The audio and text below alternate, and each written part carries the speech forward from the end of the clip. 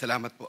Dear Senator Lacson and honorable members of the Blue Ribbon Committee, again, I am Roberto R. Bernardo, formerly an Undersecretary for Operations of the Department of Public Works and Highways. Today, I am once more before the Honorable Blue Ribbon Committee upon its invitation and consistent with my assurance during my first appearance last September 25, 2025 to fully cooperate in its ongoing investigation. I am here not only out of respect for the invitation of the Honorable Committee, more importantly, I am compelled to come clean because of my fear of God Almighty and my ardent desire for my countrymen to give me a chance to atone for what I have done and failed to do, for which I offer no excuse or justification. Nung ako'y nabanggit sa mga irregularidad na ito, ang una kong naisip ay manahimik tungkol sa nalalaman ko. Haharapin ko na lang ang mga asunto na isasampa sa akin. Ako ay aasa na lamang sa pamamagitan ng aking pananahimik ay makakakuha ako ng proteksyon mula sa makapangyarihan sa politika at maimpluwensyang mga personalidad na silang may pakana o kaya nagbigay daan sa mga irregularidad na ito. Gayunpaman, napagtanto ko na ang isang pagkakamali ay hindi maaaring iwasto ng isa pang pagkakamali. At kung may maisang pamangkaso ay maaaring magtagal ito bago matapos. Sa aking pagkakaalam sa mga nakarang scam, tulad ng ilang kaso ng PDAF, mahigit isang dekada na ang nakalipas, hanggang ngayon ay dinidinig pa. Kawawa ang bayan. Hindi ko matiyak kung ang mga pangunahing may sala sa mga irregularidad na ito ay mapapatawan ng kaukulang parusa sa lalong madaling panahon.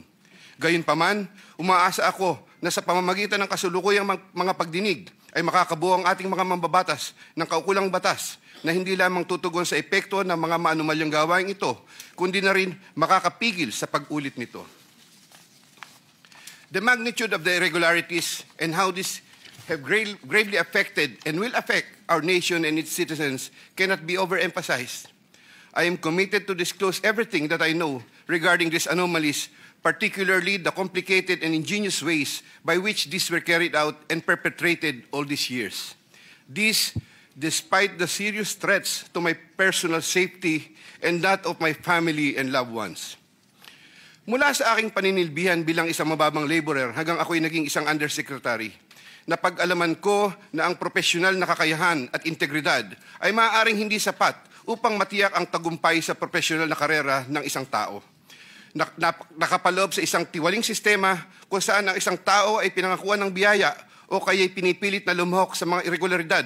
Ang takot sa maaaring masamang mangyari bunga ng hindi pagsunod o pagnanais na rin sa personal na pakinabang o kaya'y kombinasyon ng dalawang ito ay sumisira sa moral na direksyon ng isang tao.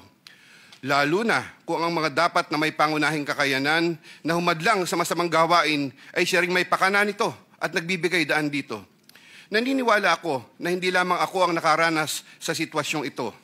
Nakikiusap ako sa mga nasa ganitong kalalagayan na magtiwala sa kinauukulan at lumantad na at makipagtulungan sa kasalukuyang investigasyon. In connection with my application for coverage as a state witness under Republic Act No. 6981, I have earlier submitted to the Department of Justice a second supplemental affidavit further clarifying my previous disclosures on the government flood control and other infrastructure projects subject of the present proceedings.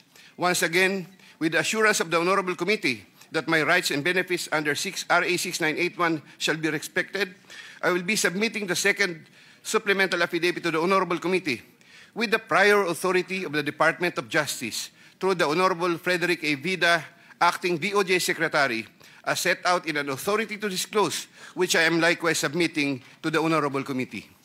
Thank you po.